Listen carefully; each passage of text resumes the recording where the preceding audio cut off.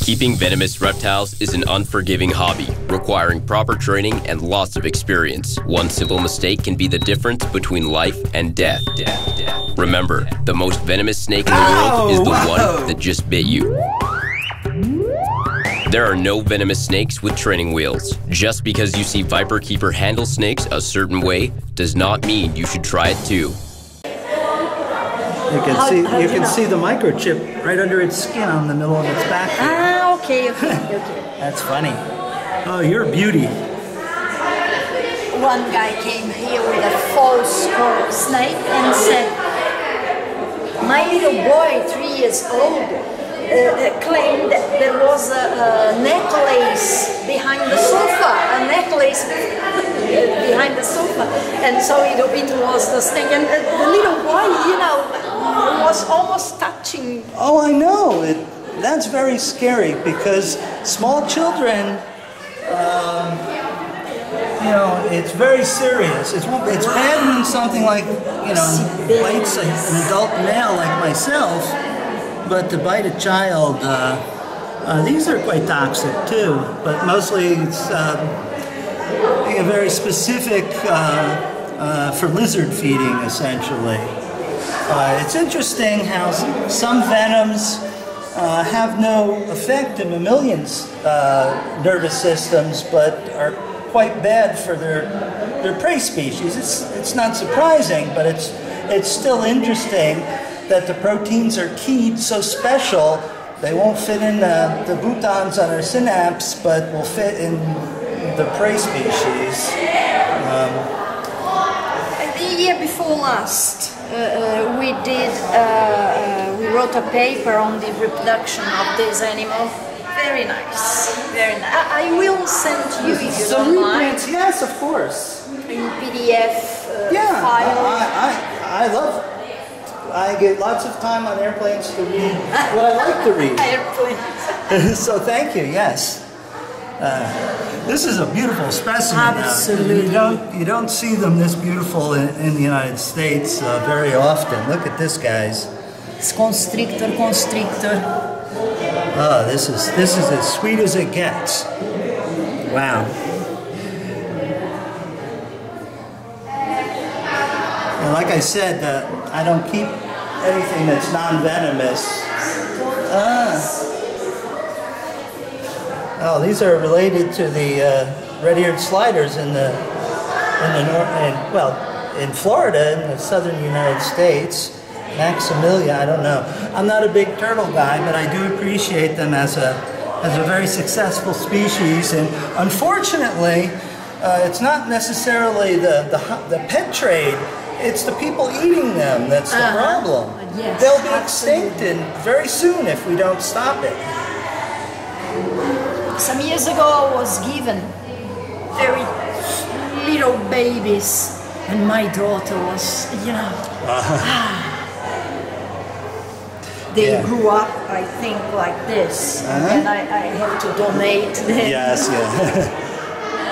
Very nice. Oh yeah, these are something they make anti-serum for here, the Saturnini. Yes, they peel the Oh yeah. Yeah, these cause serious coagulopathies in people. Brain corrupting. Brain? Wow. Yeah, these are serious. If you get exposed to the bristles, the hairs, you're envenomated, and it's such a serious thing that there's an anti-venom for it. And this is from a caterpillar of a relatively common moth. Butantan has provided venom for this, I think 5 years ago, 4 years ago. It's not that old, that traditional. No. Yeah. Many people died in the south of the country when they plant grapes, they produce wine because of this beast there. Now, I know, I know in the United States someone, that's a python. Corals. Yeah. Corals hortulantes.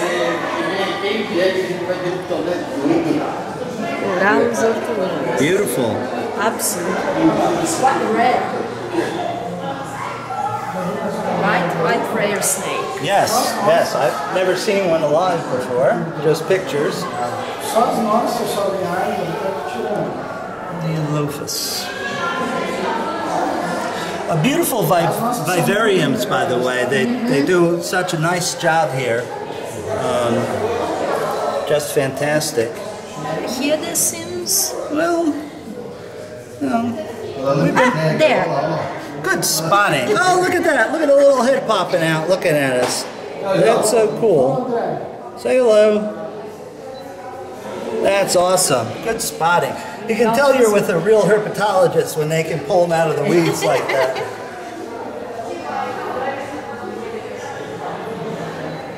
Hey. The guys. Hey, interesting looking guy. Definitely looks like they mimic some of the venomous species. At a quick glance, if you saw that in the weeds, you wouldn't want to stick around to find out what it was. Again, these are animals, folks, that you will not see in North America. They just don't make it out of the country. You know, Brazil, and they're absolutely correct. They, you know, protect their natural spaces and wildlife. You know, it's sad for us, but it's good for the rainforest and good for the people of Brazil. I would say that we would like to protect more effectively. We haven't been able to. You know, I've learned over the many years that environmental law and being able to protect the environment is a very difficult task, because the people who want to destroy and develop the rainforest have a lot more money. Yeah, definitely they have.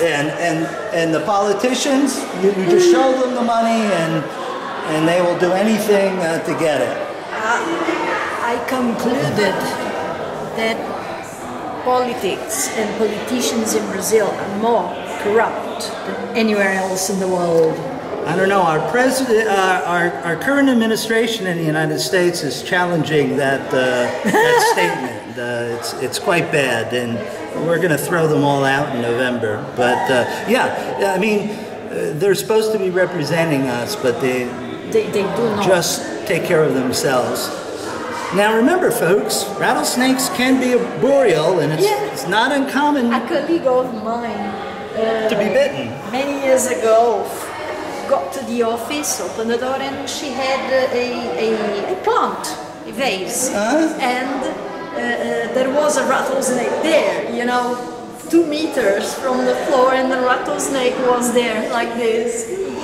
Well, you know, in South Florida, many people are bitten when they go to Home Depot or Lowe's, the horticulture department, to buy plants for landscaping their yard. They get bitten by pygmy rattlesnakes, Cistrus. Cistrus, yeah.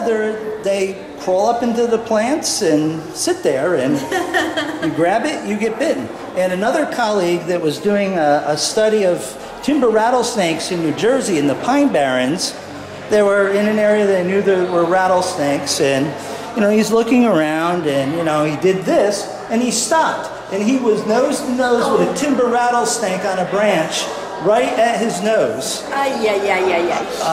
You know, fortunately, he was able to back away, but yeah, it's not something that you see, but it is possible. Here. There's a little jararaca. Ah, there are 2.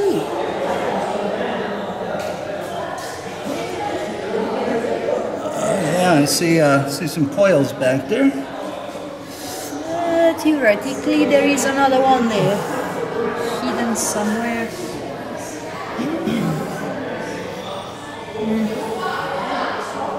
Can't find them.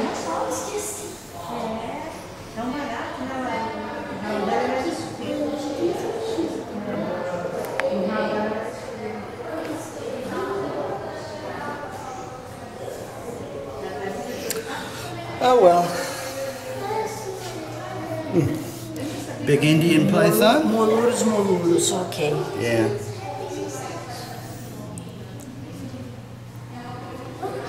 it's going to shed.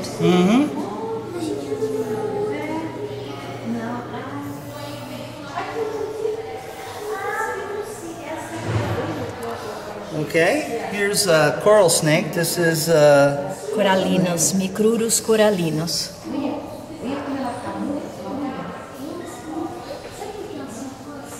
now here also they have to force feed them to maintain them. Hey. When you talk about 1, 2 specimens, you may offer different things, different days, but when you have, 10, 20, 30, 40, like this. Yeah. For venom production, for anti-sera, you need a lot because you get maybe what 2 milligrams from one snake at a time, maybe? Maybe. And people from production, they call us and say, please, I would like XY grams. And yes, and you just laugh. Yeah. You come down here and you get the grams yourself. Please make yourself comfortable and do it. Yes. This is a false coral snake. Yes. Erythrolampros. Isso, erythrolampros.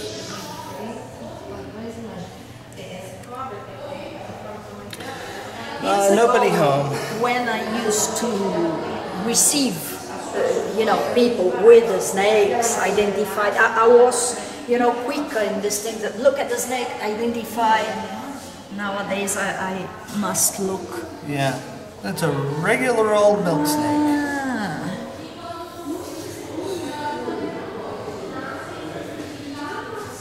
Milk Cobra snake. dolites. So, cobra is snake, dolite is milk, or liche, as in. I don't know if in the United States they tell stories about snakes that, for example, here they say that rattlesnakes,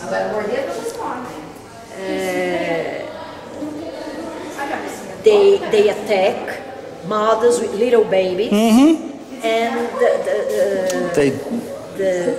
the tail is put in the baby's mouth so that baby doesn't cry, while a snake is, Yes. Huh. biting the mother. I don't know.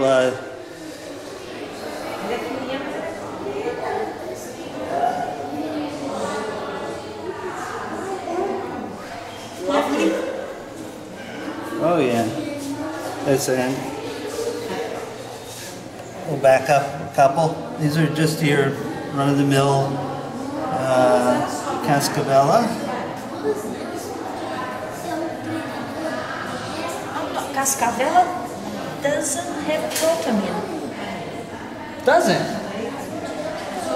So that I know different regions in South America. This part you don't find the snakes with protamine. They are more common here. Yes. Other than that, they're mostly hemolytic and hemorrhagic, just like the North American. Not hemorrhagic. No. None of them. Just hemolytic? Yes. Okay, so they've got... I always joked saying I would prefer being bitten by a rattlesnake than a botrops because of these, the local... Yes. Well, I said the same thing. I'll take a mamba bite over some of the other species that I keep because of the lack of the local effect. And, so this is not the Cascavella is not a crotamine emitter. Interesting. I'll have to research. Even though the guy who published this thing of non-protamine and protamine producers, rattlesnakes, after that people found snakes here or there. It's not an exact science. I understand. It's in the southern United States, in California, and Los Angeles Basin. The Sean Bush and the people at Loma Linda have found Crotalus helleri on one side of the hill. It's a neurotoxic snake. The other side of the hill is neurotoxic. Because I always heard that, North American rattlesnakes are all hemorrhagic. No, no, no, no. Neurotoxic. And some on the other side of the hill are your typical hemorrhagic. Also, there are some helleri with both types of venom. Both types? Yes. Elda Sanchez at the Natural Toxin Resource Center, they're doing studies on the helleri venom because it's, like I said, from one side of the hill to the other, it is different. Also, in the southern United States, particularly in southern Georgia, the canebrake rattlesnake, well, okay, now it's just Horridus, Crotalus horridus, those are predominantly neurotoxic. Jim Harrison told me with their research and studies on rattlesnake venoms, they are almost as hot as Scutulatus is in neurotoxicity. And I have had friends bitten that, boom, they're down really quick and really needed serious medical intervention to keep them alive, and no local effects. Yes. It's not so clear cut. And yeah.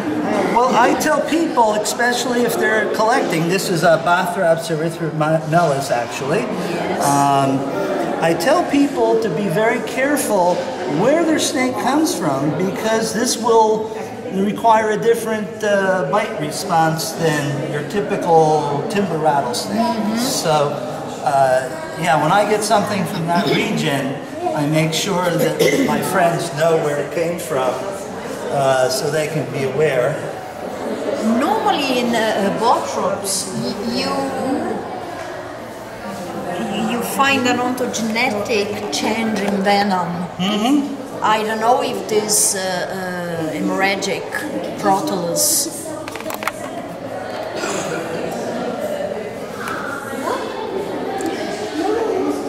Everybody should recognize this one who's seen my videos. This is our friend Bothrops alternatus, the half-moon viper. Yes.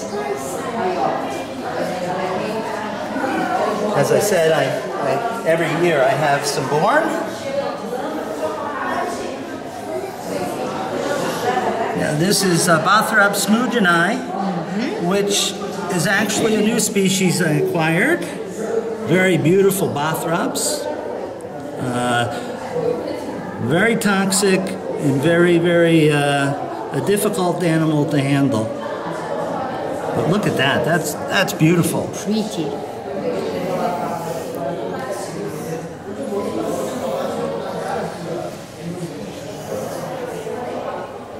And you see how the pattern varies. Yeah, and that makes classification.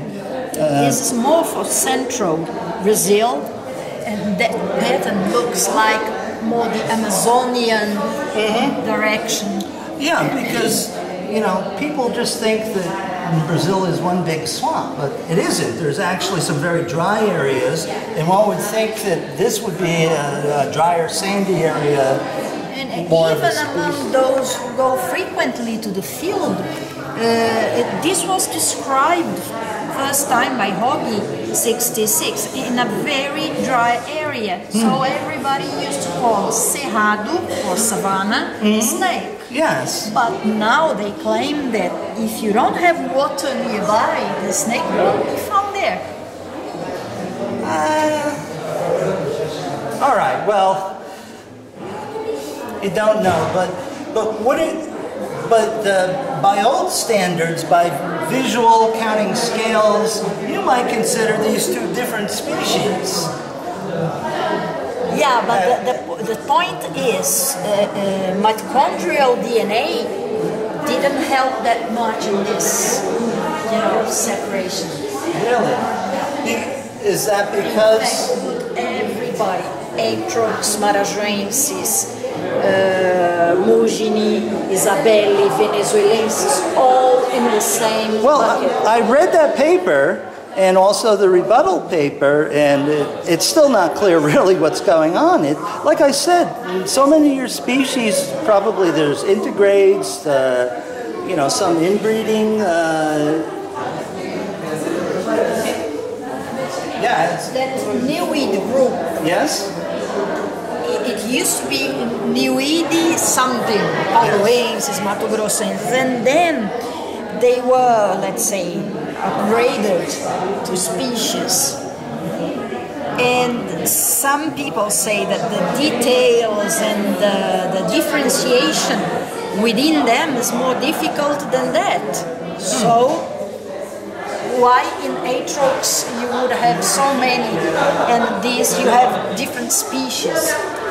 Yeah, I'm going to have to go back and reread all those papers now and put it to what I've seen here.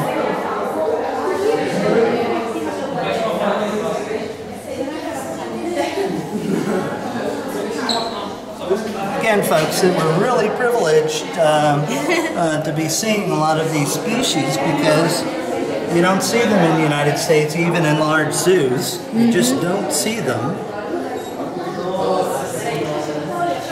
Now, I notice a lot of the displays are rather dry looking. You know, okay, the snake has plenty of water, very nice,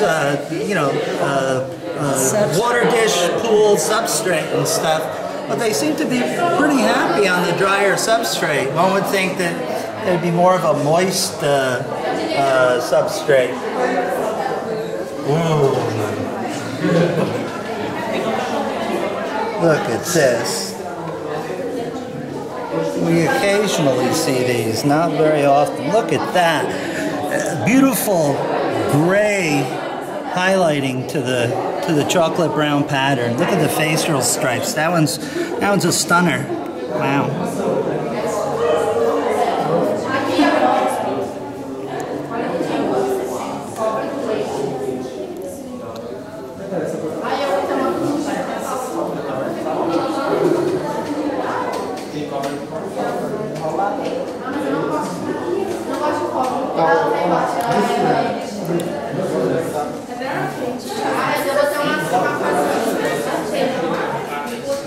And certainly the animals that you have present in your country are, the taxonomy is very confusing.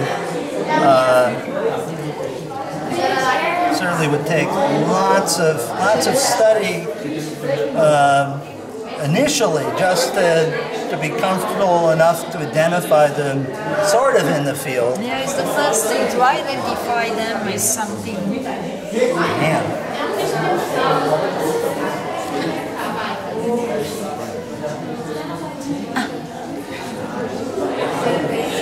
Yeah, here's my badass friend. I really like these guys. These guys are nothing but trouble, though. Hello.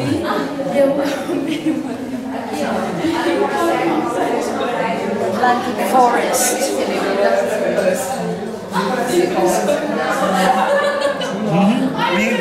I see these occasionally. They're available.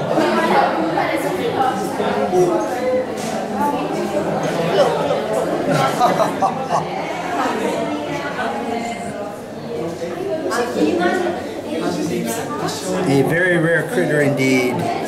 Bothrops insularis.